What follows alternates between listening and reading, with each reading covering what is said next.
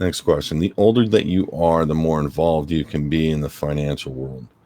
Would you be responsible for capital gains tax, income tax, rent income, IRA, Roth, regular IRA as a beneficiary, charge, card usage with Social Security attached? And can you get a charge card without Social Security? Okay, so that's like a 20-minute answer. So what I'm going to do is basically say those are all individual contracts that have nothing to do with state citizenship. You're engaging in something that you purchased, you registered in the county recorder with your Social Security number on the loan application, the residential loan application.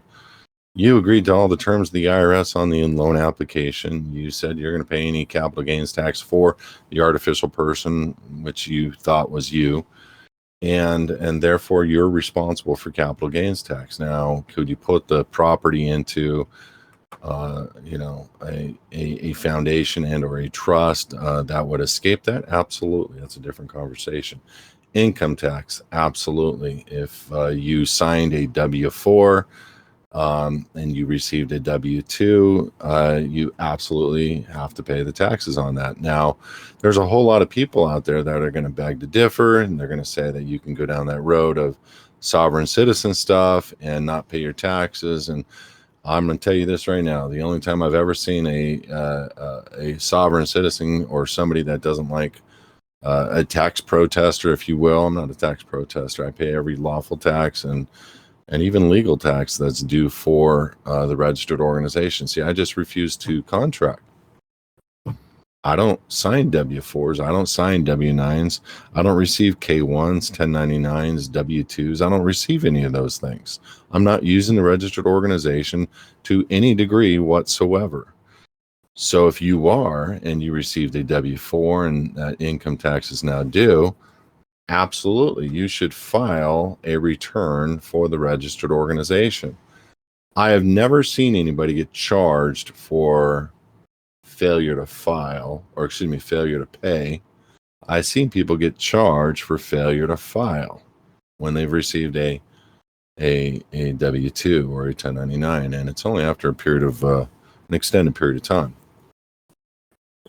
So if you filled out a residential rental agreement on a property that is loaded in the county recorder, and it's coming through a LLC, or it's coming through your registered organization name, you better put that on your returns, because you've agreed to these terms with the IRS when using the social or when using that tax ID number for the LLC.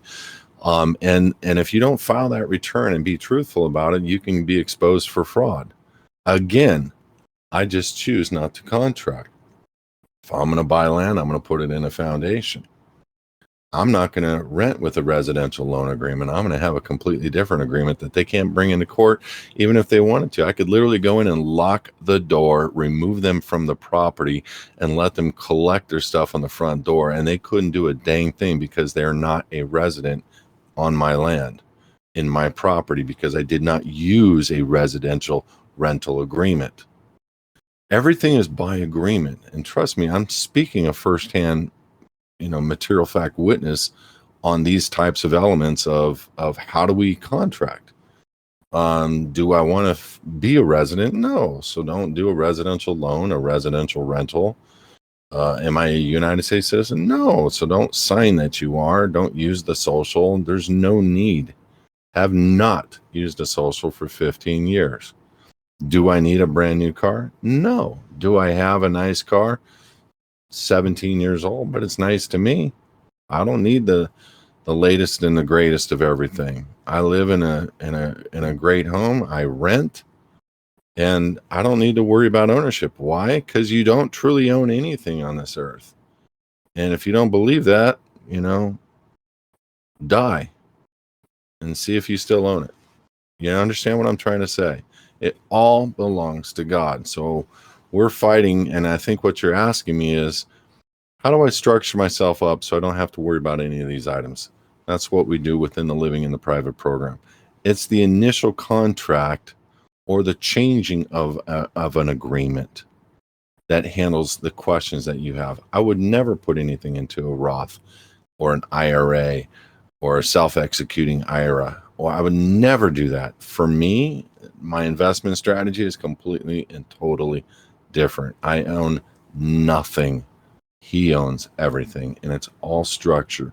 So those elements of what you're asking are very important, that you in advance structure them up properly, not after the fact and then say, well, can you change this? It's not that easy. Try to pull the funds out and not take the 10, 15, 20% fee or hit or what have you, or have to pay those taxes on the gains. I mean, those are things that we have to consider. These are all contracts, have nothing to do with state citizenship. It has to do with the registered organization and the office that you hold for that registered organization.